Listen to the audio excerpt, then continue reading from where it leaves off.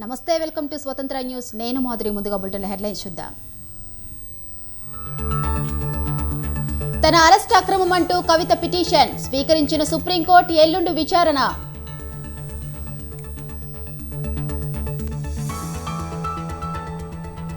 లోక్సభ తొలి నోటిఫికేషన్ విడుదల. ఈ నెల 27 వరకు నామినేషన్ల స్వీకరణ.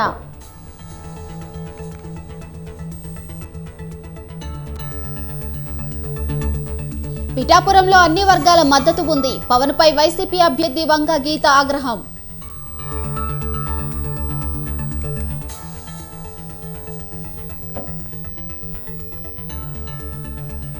కాసేపట్లో తెలంగాణ ఇన్ఛార్జ్ గవర్నర్ గా రాధాకృష్ణన్ ప్రమాణ స్వీకారం. రాజ్భవన్ లో ప్రమాణం చేయించనున్న హైకోర్టు ప్రధాన న్యాయమూర్తి.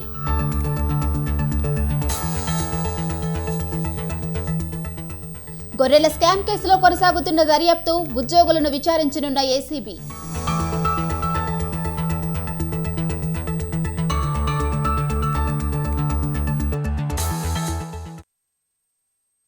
దేశంలో లోక్సభ ఎన్నికల ప్రక్రియ మొదలైంది. లోక్సభ ఎన్నికల తొలి విడత పోలింగ్ కు నోటిఫికేషన్ విడుదలైంది.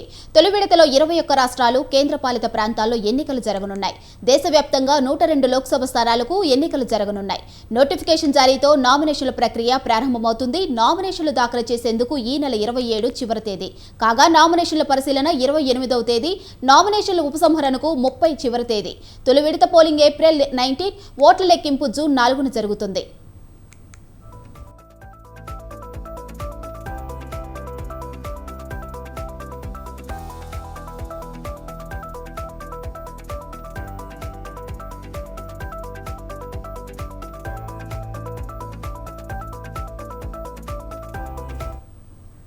ఇక 7 దశల్లో పోలింగ్ జరగనున్న నేపథ్యంలో తొలి దశ పోలింగ్ కోసం కేంద్ర ఎన్నికల సంఘం నోటిఫికేషన్ విడుదల చేసింది.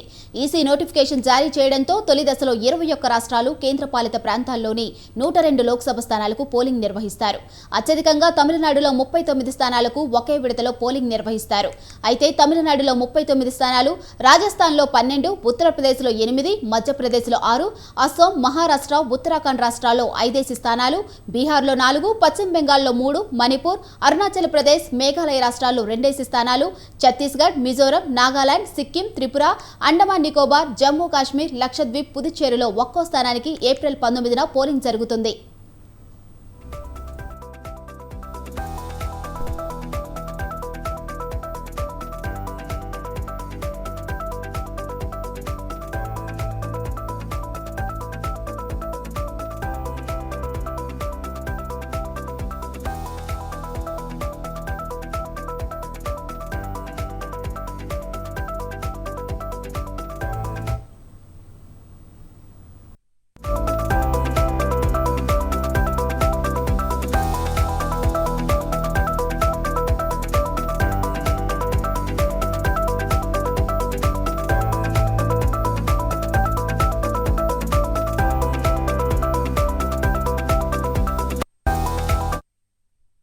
మహబూబ్ నగర్ లో బీఆర్ఎస్ కు షాక్ తగిలింది. మాజీ MLA Mahbubnagar ZP chairperson Swarna Sudhakar Reddy Congress లో చేరారు.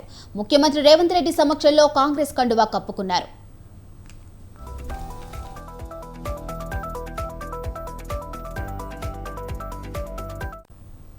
ఇక ఇదే అంశంపై మరింత సమాచారం మా ప్రతినిధి బ్యూరో చీఫ్ నరేష్ ఫోన్లో అందిస్తారు. చెప్పండి నరేష్.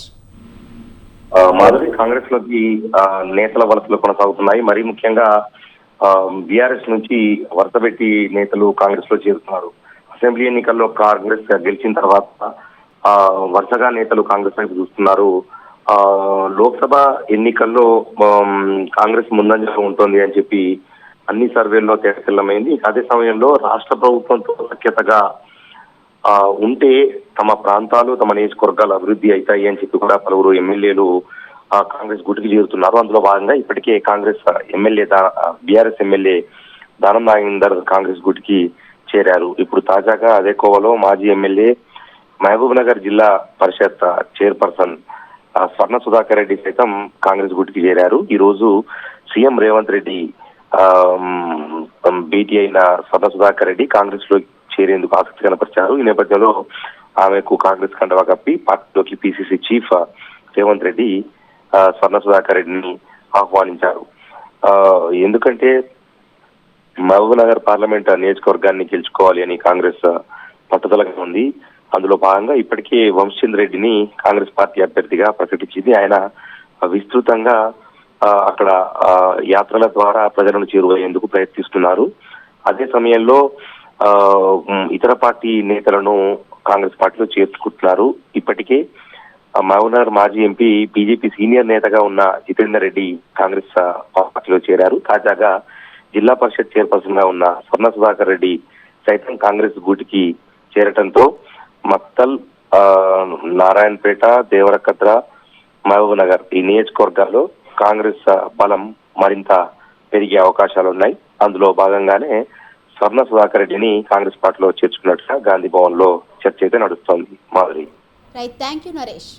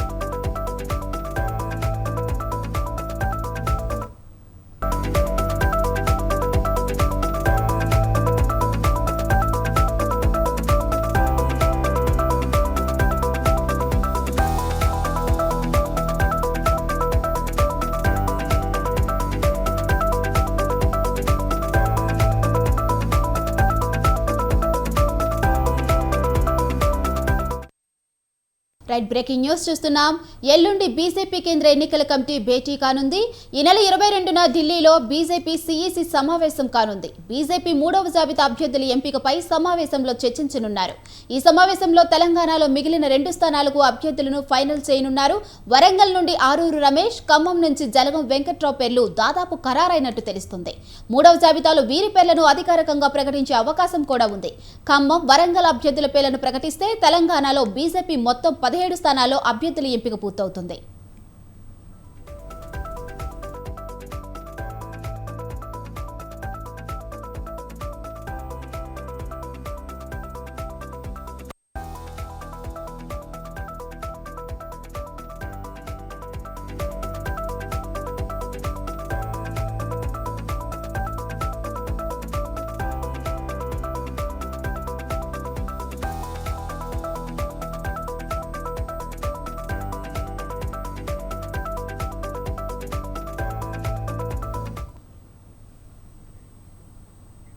వచ్చే ఎన్నికల్లో వైసీపీ తరపున ఎన్నికల ప్రచారం నిర్వహించే టాలీవుడ్ స్టార్స్ ఎవరు?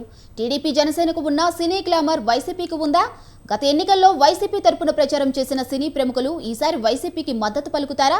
అసలు వైసీపీలో సినీ ప్రముఖులు ఎవరెవరు ఉన్నారు?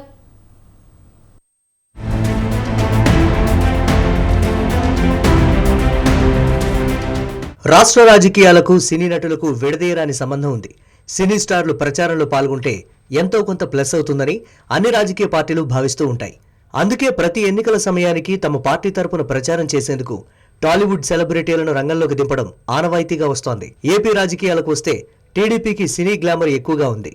ప్రస్తుతం టాలీవుడ్ అగ్ర హీరోల్లో ఒకరైన నందమూరి బాలకృష్ణ టీడీపీ ఎమ్మెల్యేగా ఉన్నారు. మరోవైపు యూత్ లో ఓ రేంజ్ లో ఫాలోయింగ్ ఉండి టాప్ పొజిషన్ లో ఉన్న పవన్ కళ్యాణ్ జనసేన పార్టీ అధినేతగా ఉన్నారు.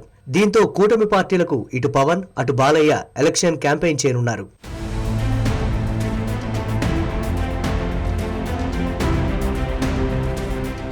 అయితే టీడీపీ జనసేన కూటమితో పోలిస్తే సినీ గ్లామర్ విషయంలో వైసీపీ వెనుకబడిందనే అభిప్రాయాలు వినిపిస్తున్నాయి. రాజకీయాల్లోకి రాకముందు హీరోయిన్ గా రాణించిన రోజా ప్రస్తుతం వైసీపీలో ఫైర్ బ్రాండ్ గా ఉన్నారు. ఆమె 2 సార్లు ఎమ్మెల్యేగా ఎన్నికయ్యారు. ప్రస్తుతం జగన్ కేబినెట్ లో మంత్రిగా కూడా ఉన్నారు. అయితే రోజా మినహా ఆ పార్టీలో ప్రస్తుతం చెప్పుకోదగ్గ సినీ నటులు ఎవరూ లేకపోవడం మైనస్ గా మారిందనే అభిప్రాయాలు వ్యక్తమవుతున్నాయి. గత ఎన్నికల్లో చాలా మంది నటులు వైసీపీ తరపున ఎన్నికల ప్రచారం నిర్వహించారు. పోసాని కృష్ణమురళి, అలీ, మోహన్ బాబు, జయసుధ, 30 ఇయర్స్ ఇండస్ట్రీ పృథ్వీతో పాటు మరికొంతమంది చిన్నా చితకా నటులు ప్రతిపక్షాలకు వ్యతిరేకంగా ప్రచారం నిర్వహించారు. వారి గ్లామర్ కూడా కొంతవరకు యాడ్ కావడంతో వైసీపీకి తిరుగులేని మెజారిటీ సాధించి గత ఎన్నికల్లో అధికారంలోకి వచ్చింది. అయితే ఈ మధ్యకాలంలో వైసీపీకి మోహన్ బాబు, పృథ్వీ, జయసుధ, జీవితా రాజశేఖర్ దంపతులు దూరమయ్యారు.